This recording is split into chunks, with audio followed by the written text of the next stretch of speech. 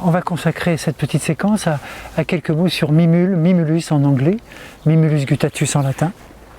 C'est cette petite fleur jaune très spectaculaire qui a besoin de sol léger et frais et pour se développer et qu'on peut trouver pas très fréquemment dans la nature, c'est vrai, mais dans des zones où la terre reste légèrement humide et parce qu'elle a besoin de beaucoup d'eau. C'est pas une plante aquatique, c'est une plante qui a besoin de beaucoup d'eau dans le sol, tout simplement. Et elle se développe avec beaucoup de spontanéité et beaucoup de facilité. Donc Mimulus, ça fait partie de ce que Edward Bach a appelé les fleurs de peur. Il y en a 5 des fleurs de peur.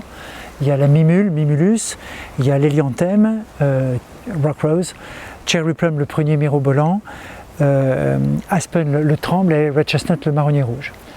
Donc Mimulus, c'est la fleur de peur la plus courante, la plus évidente pour tout le monde.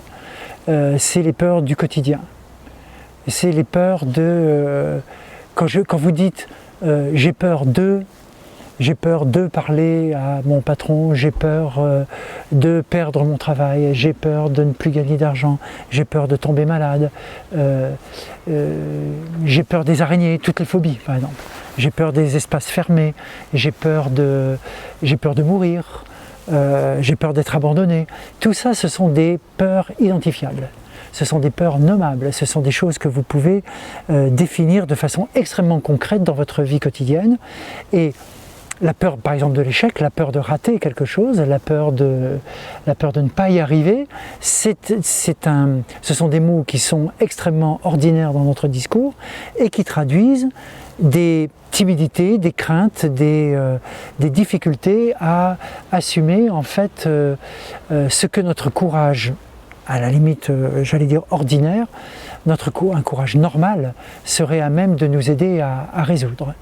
Donc le côté positif de la préparation Mimule, c'est quand ça nous permet simplement de nous reconnecter à ce potentiel de confiance, de courage, de tranquillité intérieure pour mener à bien les choses de notre quotidien sans être entravé ou bloqué par des sensations de peur. Encore une fois, ce sont donc des sensations de peur identifiables, définies, clairement nommables et qui nous concernent nous personnellement. Hein. C'est pas à propos de quelqu'un d'autre. Voilà.